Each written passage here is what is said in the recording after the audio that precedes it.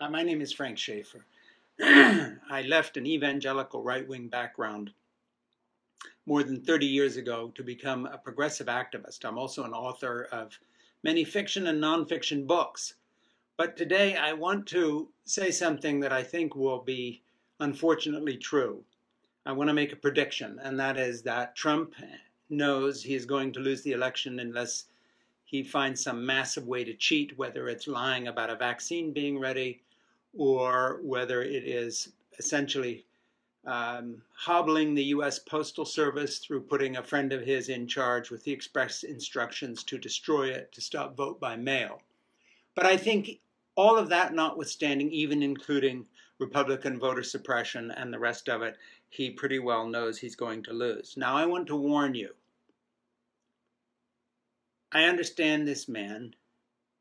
I've been there, done that. Back in my evangelical days, I was one of those people who essentially was prepared to sell his soul for both the money and the access to power that we had in the religious right in the 1970s and 80s, hobnobbing with Ronald Reagan, both Bush presidents, Gerald Ford, who invited my parents to come stay in the White House and they slept in the Lincoln bedroom, etc., etc. I know the drill.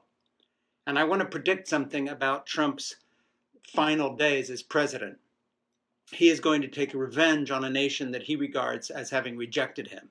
You know, Adolf Hitler, sitting in his bunker in Germany, just toward the end of the war, devised a plan called scorched earth policy that he tried to put in place, saying that essentially the German people had failed him, and that the nation of Germany did not deserve to survive the end of the war. He knew he was going to commit suicide rather than be handed over to the approaching Russians who were coming into Berlin at that time.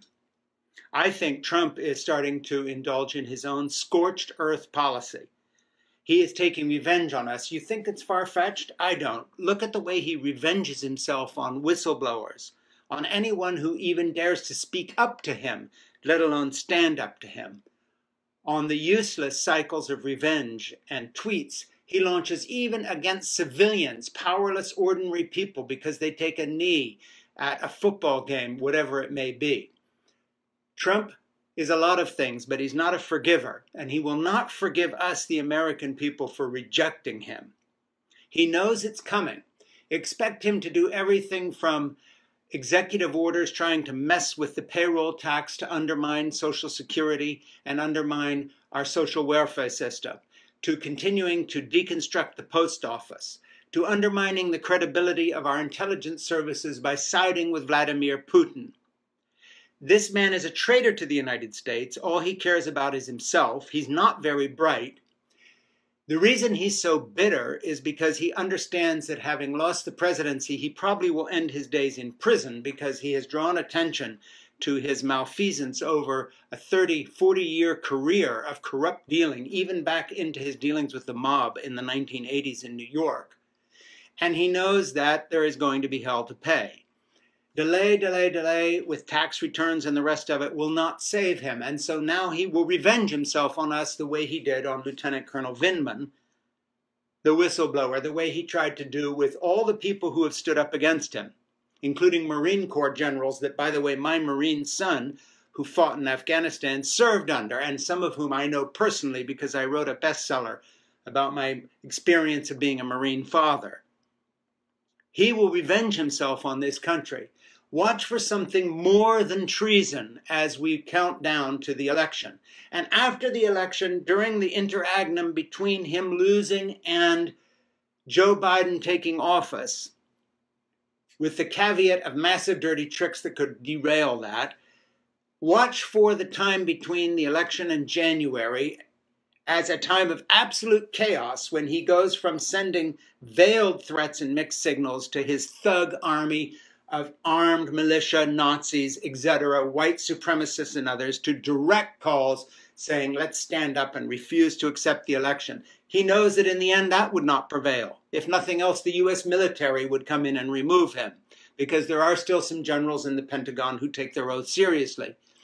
But the amount of chaos he will cause as a destroyer, as someone seeking revenge, will boggle the mind. So I predict scorched earth policy from now on. Interpret everything he says and does as revenge on the United States of America, including doing nothing about COVID, lying through his teeth, continuing to reach out to Russia and other authoritarian and totalitarian powers, while, for instance, removing troops from Germany to encourage Russia to lean on Europe as revenge on the West that rejected him. He is into his revenge phase. This is Trump plus scorched earth. You heard it here. I'm telling you the truth. I know these people. I grew up with the religious right. They're a vengeful crowd. It's one reason they like Donald Trump. Just watch the way they conduct their church splits and what happens to the people who lose. He is coming after, not Colonel Vindman this time, but all of us. My name is Frank Schaeffer.